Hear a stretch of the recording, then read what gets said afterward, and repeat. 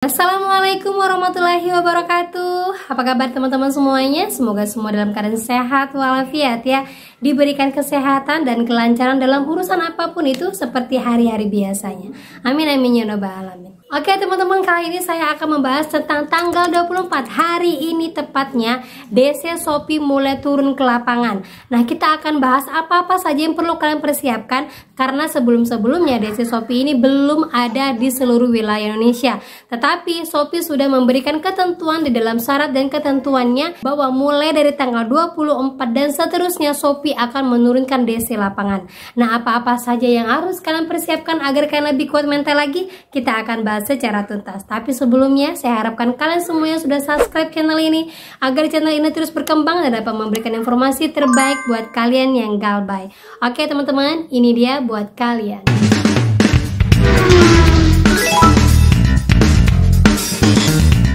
Oke teman-teman, di vlog sebelumnya saya sudah pernah menginformasikan kepada kalian bahwa mulai dari tanggal 24 Juni hari ini Shopee akan menurunkan DC lapangannya. Oke, saya ingatkan lagi ya, ini ada di website resminya Shopee, syarat dan ketentuan pinjam bagi penerima pinjaman ya. Oke, kita lanjut saja di poin pentingnya, langsung di poin ketiga 3.11. Kita lanjut aja ke bawah teman-teman ya. Nah, ini dia. Kita baca langsung, efektif per tanggal 24 Juni 2024 sehubungan dengan proses penagihan atas pembayaran kembali fasilitas pinjaman. Anda setuju bahwa tindakan penagihan dapat dilakukan oleh kami atau agen yang ditunjuk oleh kami di luar alamat domisili dan di luar hari Senin sampai Sabtu termasuk libur nasional serta di luar pukul 8 sampai 8 malam waktu setempat. Hal ini sudah pernah saya tanyakan langsung kepada OJK, apakah ini sesuai dengan peraturan dari OJK? Karena kalau menurut dari syarat dan ketentuannya, setiap nasabah tidak diperbolehkan untuk memilih. Jadi diwajibkan untuk menyetujui hal-hal yang dicantumkan dalam peraturan ses pinjam dan SP letter.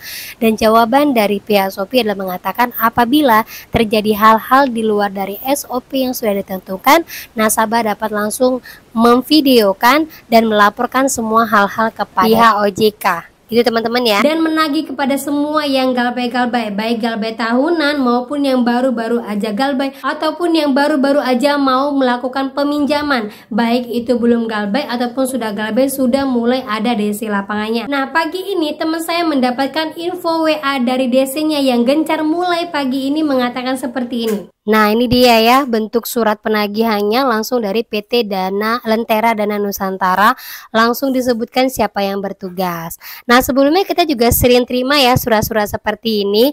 Jadi kalau hal ini baru lagi muncul pada saat tanggal-tanggal seperti ini, jangan langsung gegabah, jangan langsung down, jangan langsung berpikir yang aneh-aneh teman-teman ya. Nah, ini juga ada yang mengatakan selamat pagi, mengkonfirmasi surat jalan untuk penagihan langsung sudah terbit, silakan Anda siapkan dana pelunasan. Nah, kalau kalian masih terima bentuk yang seperti ini, ingat saja DC datang ke tempat kalian tidak akan memberikan informasi apapun, tiba-tiba dia akan datang.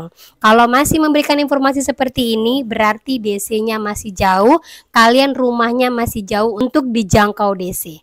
Gitu ya. Dan sudah ada beberapa orang setiap pagi mulai tanggal 24 ini mulai gencar untuk WA dan mengatakan akan datang ke tempat kalian dan sudah mengalihkan semua data kalian kepada tim khusus. Kebetulan teman saya ini sudah galbay bertahun-tahun dan baru aja ditagih setelah bertahun-tahun sudah tidak pernah lagi ada WA ataupun tagihan-tagihan baik email ataupun telepon-telepon.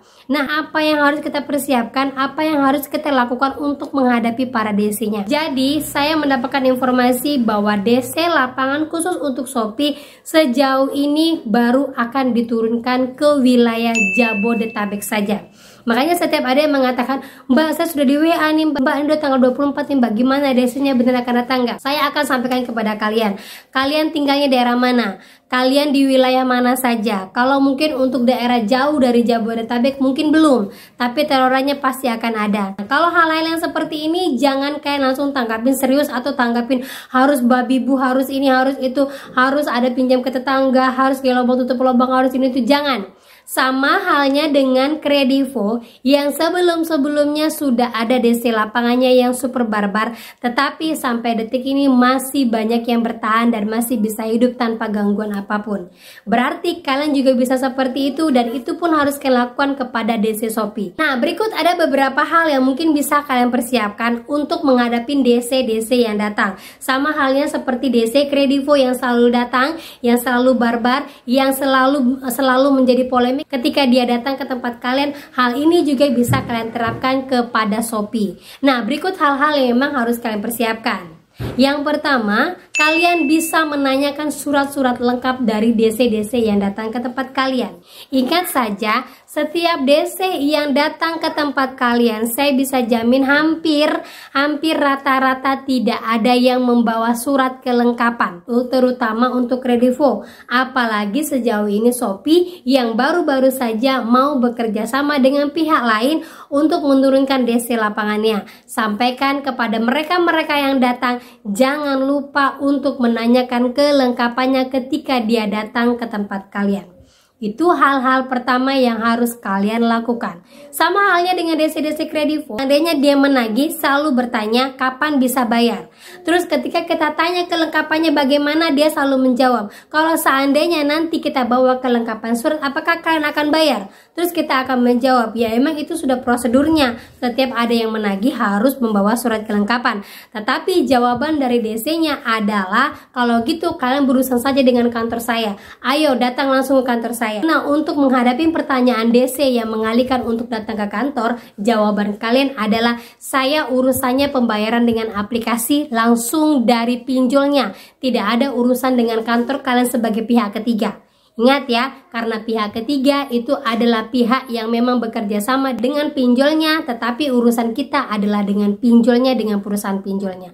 Nah, itu yang harus kalian tekankan ketika nanti DC Shopee juga akan datang kepada kalian. Kemudian yang kedua, ketika sudah mendapatkan surat kelengkapannya, banyak sekali yang terjadi di lapangan saat ini. DC meminta uang bensin ataupun uang administrasi. Nah, untuk DC-DC yang selalu menawarkan kemudahan seperti ini, jangan ditanggapin, karena saya yakin setiap DC yang datang ke tempat kalian hanya 1 atau 2 kali aja DC-nya sama, selebihnya dia akan berubah. Jadi percuma ketika kalian bayarkan nantinya, biar DC-nya itu tidak menagih kepada kalian, berikutnya DC akan datang dan DC itu pun akan berubah lagi orangnya, dan dia akan melakukan hal yang sama. Jadi daripada uang itu untuk bayar DC, bagus untuk membayar cicilan saja. Perlu diketahui teman-teman ya, untuk es pinjam sejauh ini bisa dicicil, kecuali SP letter tidak bisa dicicil. Nah, bagaimana pembayaran untuk SP letter? Bisa dengan cara kalian kumpulkan dulu uang kalian, kemudian kalian bom langsung teman-teman ya. Karena setiap tagihan dari Shopee, baik es pinjam ataupun SP letter,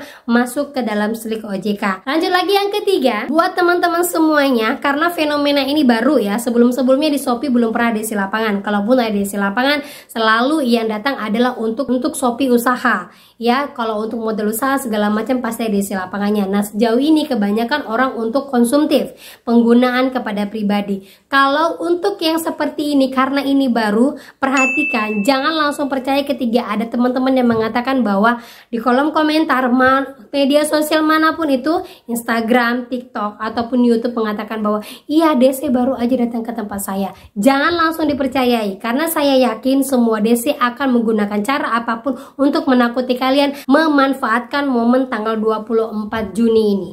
Ya, jangan langsung dipercaya. Kalau memang benar-benar ada, pasti banyak sekali orang yang mulai memvideokan, atau bahkan teman kita sendiri yang mengatakan bener loh DC-nya udah datang, ataupun kita mendapatkan video-video viral dari DC-DC yang datang menagih atas nama pihak Shopee. Ya, baru itu bisa kita percayai bahwa DC memang datang ke tempat kita sudah mulai ramai. Ya teman-teman ya, perhatikan, kita harus menstabilkan emosi kita, menstabilkan pikiran kita, agar kalaupun sekarang ini DC datang banyak, kita masih bisa bersikap baik, masih bisa berpikir normal seperti hari-hari biasanya, karena kita sudah teredukasi dengan baik. Itu hal yang ketiga. Kemudian hal yang keempat, jangan pernah kita bernegosiasi dengan DC. Ya, negosiasi apapun itu bentuknya. Nanti DC bilang nanti pembayarannya lewat ini, nanti pembayarannya ini, jawaban kita tetap satu. Saya hanya mau membayar lewat aplikasi saja. Kalaupun memang ada negosiasi, bisa pembayaran ini, bisa pelunasan itu, saya mau dikeluarkan resmi. Baik itu melalui email ataupun melalui WA yang dari centang hijau pihak Shopee-nya mengatakan bahwa saya memang mendapatkan potongan dan dijamin potongan itu benar-benar akan berkurang dari hutang saya. Karena apa? Kalian perlu perhatikan selama ini yang selalu melakukan potongan-potongan hoax itu kebanyakan dari S-Pinjam dan SPayLater. Mengatakan bahwa kalian dapat potongan, pelunasan segala macam yang ternyata pelunasan dan potongan itu terjadi hanya bulan itu saja. Bukan untuk pelunasan sampai habis hutang kalian. Rata-rata pihak Shopee selalu menawarkan promo-promo seperti itu. Jadi hati-hati, banyak sekali yang akan memanfaatkan momen-momen ini. Pasti banyak DC-DC melakukan banyak hal agar kalian percaya bahwa momen ini DC akan memberikan potongan, momen ini DC akan datang ke tempat kalian, dan banyak hal lagi yang akan terjadi. Jadi tetap fokus, tetap positif. Kalau memang belum ada dana, jangan bayarkan. Karena yang galbay di Shopee bukan kalian saja, baik S-Pinjam, SPayLater ataupun konsumtif ataupun untuk permodalan, itu bukan kalian saja. Karena rata-rata orang yang galbay di Shopee adalah orang yang pertama kali menggunakan pinjol. Karena kemudahan untuk mendapatkan pinjaman. Akhirnya gaya lubang tutup lubang, dan akhirnya banyaklah pinjol-pinjol yang mereka gunakan. Bener kan ya? Jadi buat kalian semuanya tetap berpikir positif.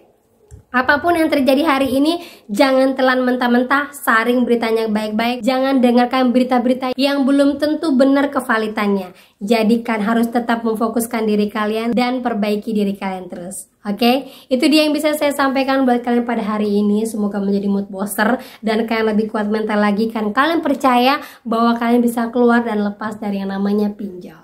Gitu teman-teman ya. Oke, itu dia yang bisa saya sampaikan. Akhir kata saya ucapkan Assalamualaikum warahmatullahi wabarakatuh.